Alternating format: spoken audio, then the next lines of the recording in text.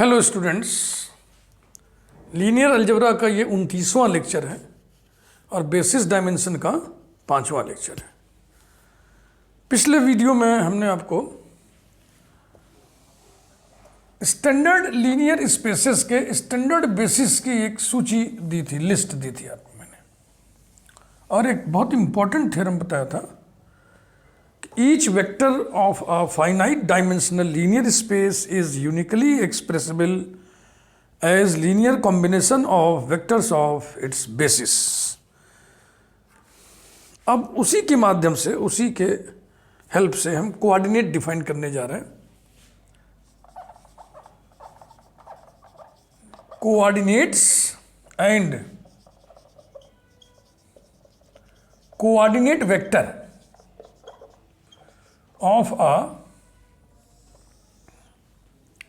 finite dimensional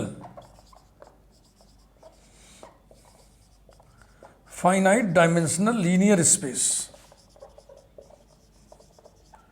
corresponding to relative to with respect to a given basis, with respect to a given basis। इतना बड़ा हम heading डाल दिए हैं ऐसा।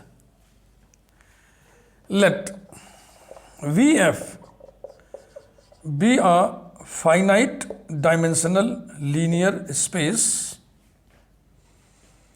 and S equal to curly bracket, एक minute, फिर वही डायमेंशन जहाँ डिक्लेयर करिए, सच दैट डायमेंशन डिक्लेयर कर दिए, dimension of V is equal to n।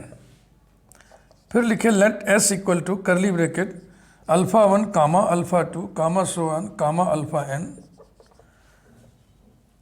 Be an ordered basis. यानी अब इस क्रम को हम छेड़ेंगे नहीं। Be an ordered basis of V, then comma as we know that, जैसा कि हम जानते हैं कि comma each vector of V is uniquely expressible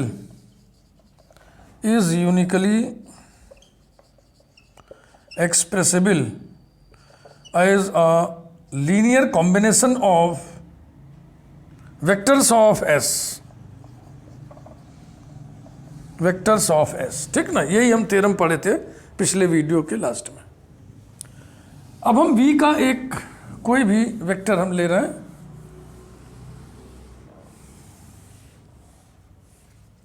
late alpha be an vector of V, an element of V, then there exist unique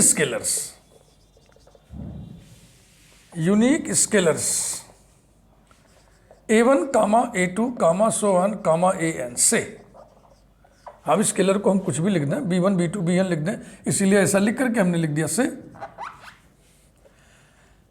such that alpha equal to A1 alpha 1 plus A2 alpha 2 plus so on plus AN alpha n number 1। इस expression में कौन unique है?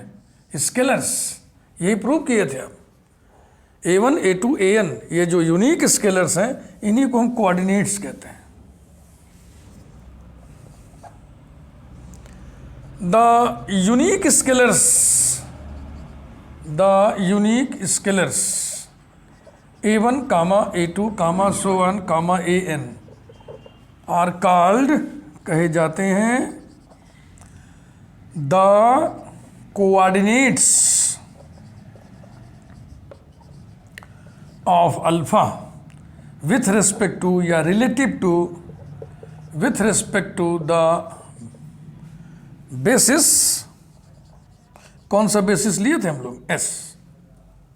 ये definition है coordinates of a vector, coordinates of a vector alpha with respect to a given basis. और इन coordinates को अगर हम कॉलम मैट्रिक्स के रूप में लिख दें, A1 A2 so on AN, जिसे हम डिनोट करते हैं स्क्वायर ब्रैकेट में अल्फा लिखेंगे और सफिक्स कैपिटल S लिखेंगे। ये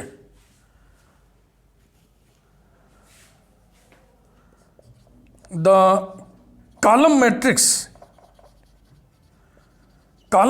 को कॉलम वेक्टर भी कहते हैं, रो मैट्रिक्स को रो वेक्टर भी कहते हैं, आपको जानना चाहिए। फिलहाल मैं मैट्रिक्स लिख दिया, मुझे कॉलम वेक्टर लिखना चाहिए था। द कॉलम मैट्रिक्स फला is called the coordinate vector. हाँ, वही वेक्टर माने मैट्रिक्स, कोऑर्डिनेट है, मैट्रिक्स हटा दो, वेक्टर ही लिख दो। कॉलम मैट्रिक्स को कॉलम वेक्टर भी कहते हैं, इसीलिए तो इसको हम बोलेंगे कोऑर्डिनेट वेक्टर, नहीं तो कोऑर्डिनेट मैट्रिक्स बोलते हैं, लेकिन जो चलन में है वही हम करेंगे। द कॉलम वेक्टर फला is called the coordinate vector of alpha relative to या with respect to the basis S. This is the definition of coordinate vector. Coordinate vector with respect to given basis. अब मैं इसको एक illustration से, एक example से इसको illustrate कर दे रहा हूँ।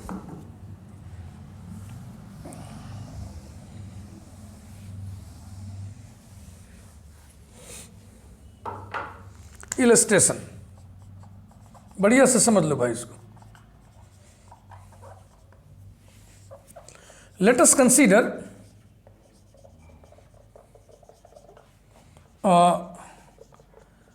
Set S equal to curly bracket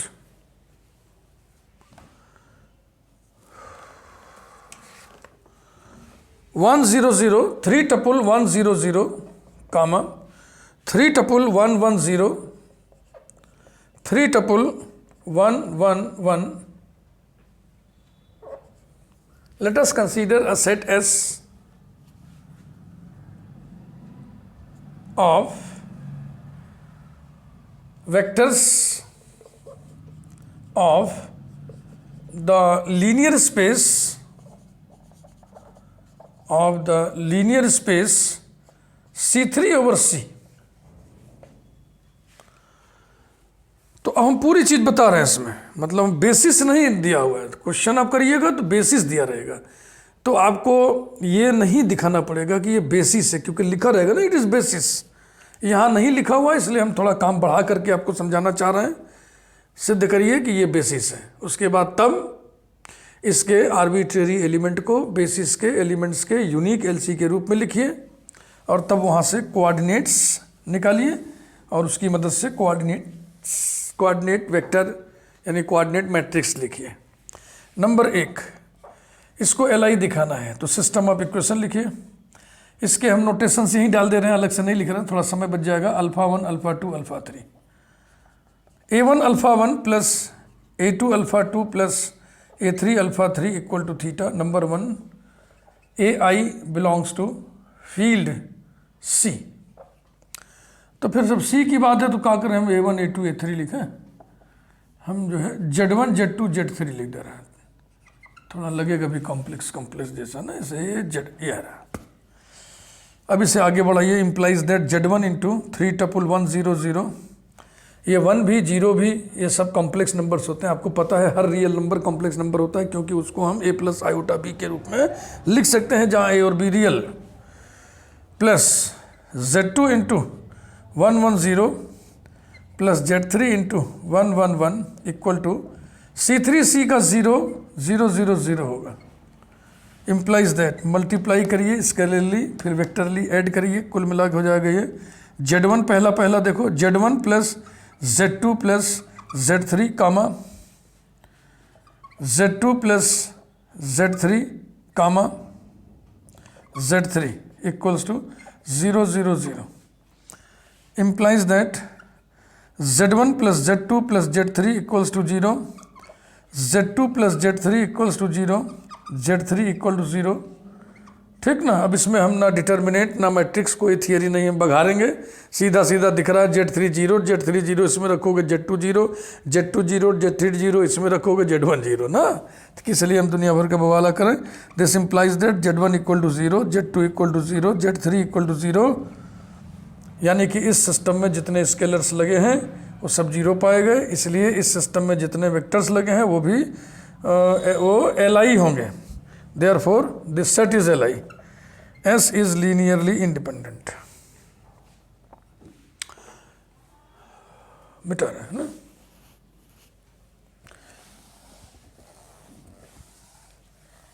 number 2,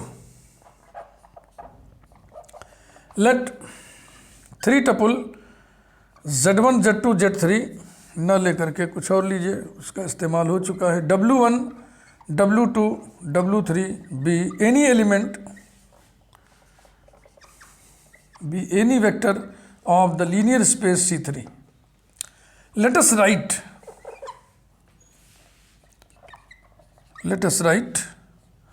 3 tuple W1 W2 W3 is equal to, अब फिर स्केलर से ही है तो हम फिर वही Z1 Z2 Z3 ले रहे हैं, कहा करें दुनिया भर का हम इधर उधर करें, यानी कि Z1 alpha 1 plus Z2 alpha 2 plus Z3 alpha 3, and this implies that इधर इधर सब जोड़ जाड़ के कितना आया था, ये आया था 3 tuple Z1 plus Z2 plus Z3,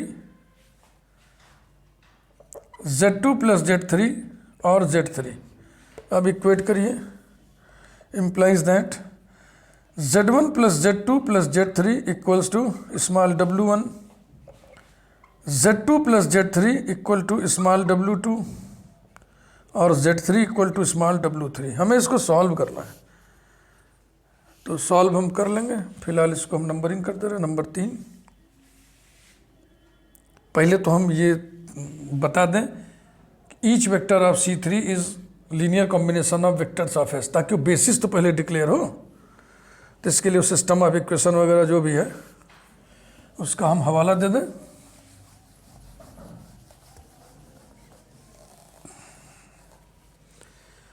implies that Z1 plus Z2 plus Z3 equal to small w1, 0 Z1 plus Z2 plus Z3 equal to small w2, 0 Z1 plus 0 Z2 plus Z3 equal to small W3। ये system है, ठीक है ना। इसमें n की value कितनी है, unknown variables 3, Z1 Z2 Z3। Non homogeneous system है, ये कंसिस्टेंट तब होगा जब determinant of coefficients is non zero. Now D equal to determinant 1 1 1 0 1 1 0 0 1, इसको हम इससे एक्सपेंड कर दें, ये छूटेगा ये छूटेगा, 1 into 1 equal to 1 not equal to 0। Therefore system is consistent, system is consistent. It means that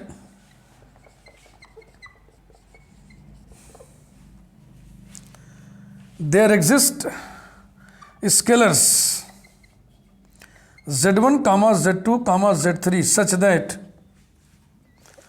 3 tuple W1 W2 W3 is equal to Z1 alpha 1 plus Z2 alpha 2 plus Z3 alpha 3,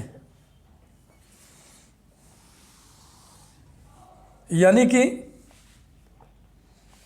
10 each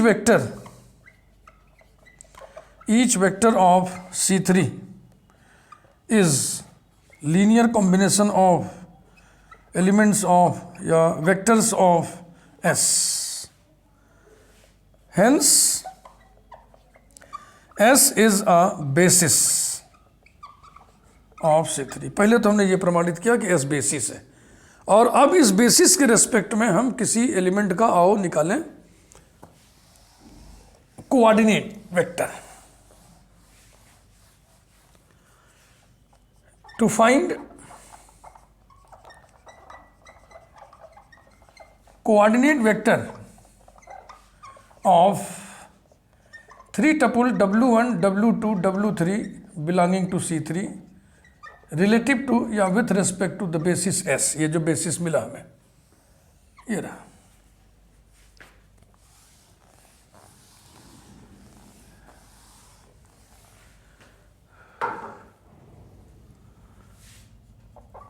W1 W2 W3 को हम linear combination of vectors of S में लिखे थे Z1 alpha 1 plus Z2 alpha 2 plus Z3 alpha 3, और हमें मालूम है कि Z1 Z2 Z3 ये यूनिक होते हैं, ये थ्योरम से हमको पता है। ZI are unique. अब आप सॉल्व करके Z1 Z2 Z3 की वैल्यू निकालिए। तो अभी अभी हम लोग देखे थे, या थोड़ा सम आगे बढ़ा दे रहे हैं, ये सब पूरा सम कितना आया था, Z1 plus Z2 plus Z3 comma Z2 plus Z3 comma Z3 इतना आया था।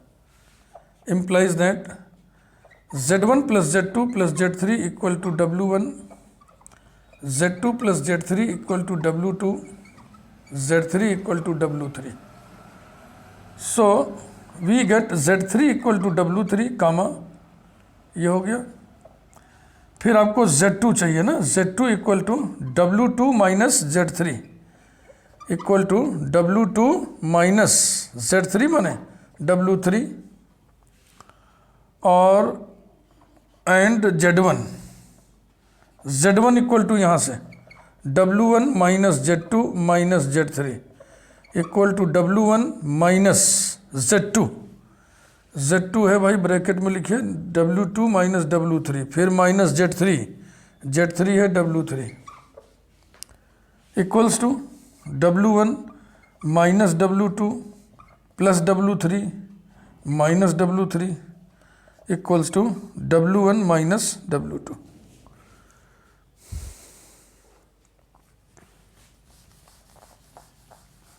समझ में आ रहा है ना?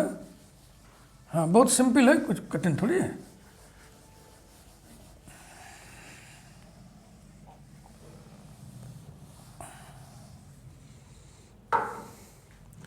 Therefore, coordinate vector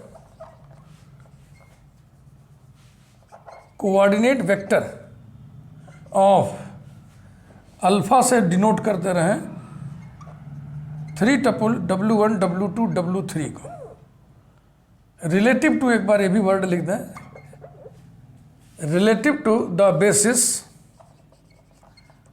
S is, notation आपको बताए थे हम, अल्फा लिखो, स्क्वायर ब्रैकेट बनाओ, यहाँ पे सफिक्स कैपिटल S लिखो, और बराबर ये जो LC के स्केलर्स हैं इनका कॉलम मैट्रिक्स, यानी Z1 Z2 Z3 equal to Z1 माने W1 माइनस W2, और Z2 कहाँ है भाई, ये है W2 माइनस W3, और Z3 कहाँ है W3। ऐसे लगता है numerical, Z1 minus Z2, Z2 minus Z3 Z3, W1 minus W2, W2 minus W3 और W3, ऐसा।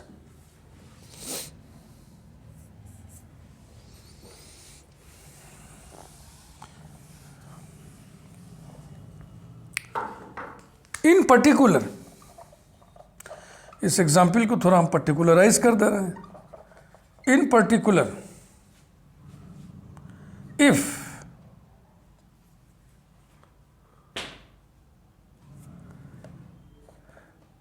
Alpha equal to 3 tuple W1 W2 W3 लिए थे ना, W1 W2 W3, इसी को हम पर्टिकुलराइज करने जा रहे हैं।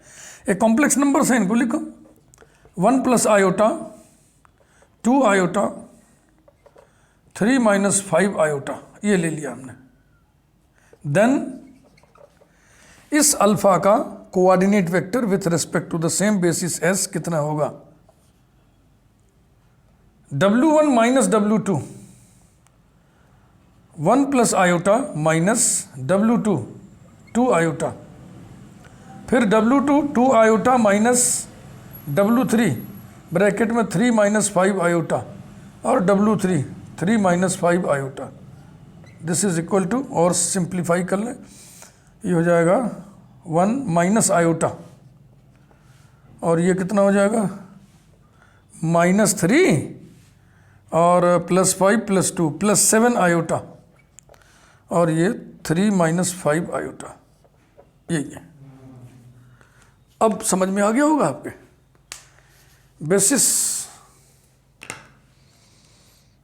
बेसिस के दो रिजल्ट्स देख लें, बेसिस के नहीं हो, कोऑर्डिनेट्स के, सॉरी।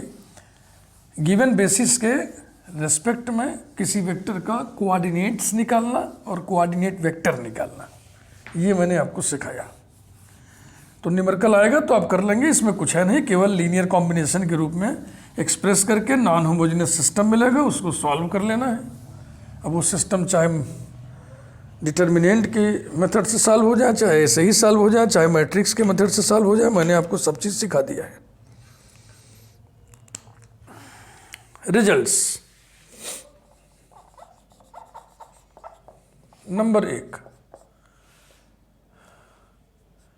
लैम्डा अल्फा का coordinate vector with respect to a basis S, ये बराबर होगा lambda into coordinate vector of alpha with respect to S. Number 2, alpha plus beta vector का coordinate vector with respect to X will be coordinate vector of alpha with respect to S plus coordinate vector of beta with respect to S. इनके आप proof देख लें। Late, वही coordinates मान के चलें, let A1 comma A2 comma so on comma AN be the coordinates of alpha relative to the basis S equal to alpha 1 comma alpha 2 comma so on comma alpha n। यहाँ कामा जरूर लगा करो, यहाँ और यहाँ। प्राय बच्चे लिखते समय से फ्री छोड़ देते हैं, जो कि मेरे हिसाब से मुनासिब नहीं है। Then A1 A2 AN are unique, पहली बात। A1 comma A2 comma so on comma AN are unique scalars such that alpha equal to A1 alpha 1 plus A2 alpha 2 plus so on plus AN alpha n. Let lambda be any non-zero scalar. Now let lambda be alpha नहीं lambda be any non-zero scalar, then इस system में आप lambda से multiply कर दें तो lambda alpha equals to, और associative law भी हम लगाते चल रहे हैं, lambda A1 into alpha 1 plus lambda A2 into alpha 2 plus so on plus lambda AN into alpha n। चूंकि A1 A2 AN unique scalars हैं, उनमें एक नंबर से मल्टीप्लाई कर दिया आपने तो उनकी यूनिकनेस खत्म नहीं हो जाएगी। Where lambda A1 comma lambda A2 comma so on comma lambda AN are unique scalars. बस हो गया काम fit. Lambda alpha is uniquely expressible as linear combination of elements of S. Therefore, these unique scalars are coordinates of this vector. Therefore, lambda alpha का coordinate vector relative to the basis S will be column matrix lambda A1, lambda A2, so on lambda AN.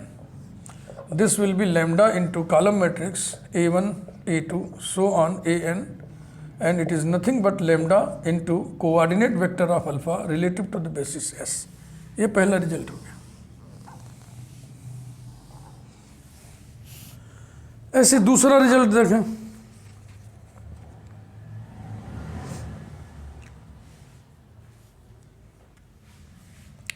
Second, let a1 comma a2 comma so on comma an be the coordinates of alpha relative to वही basis s, relative to the basis s equals to curly bracket alpha 1 alpha 2 so on alpha n. Then a1 comma a2 comma so on comma an are unique scalars such that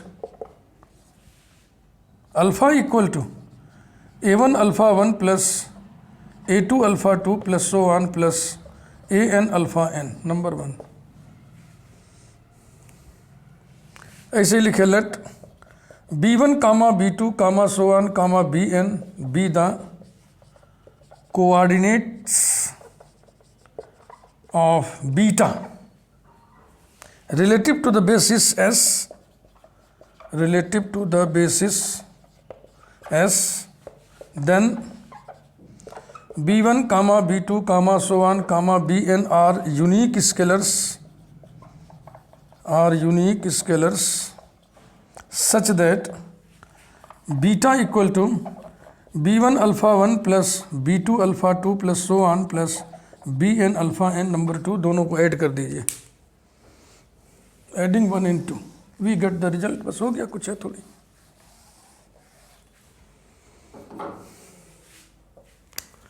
Adding 1 and 2, alpha plus beta equal to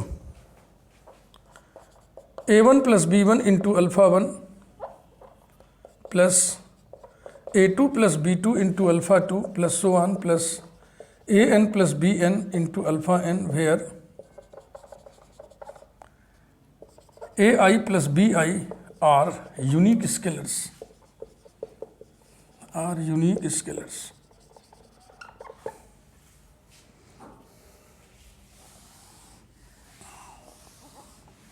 Therefore, alpha plus beta का coordinate vector with respect to basis s is equal to column matrix a1 plus b1 a2 plus b2 so on an plus bn equals to column matrix a1 a2 so on an plus column matrix b1 b2 so on bn. This is nothing but coordinate vector of alpha relative to s plus coordinate vector of beta relative to s. Thank you very much.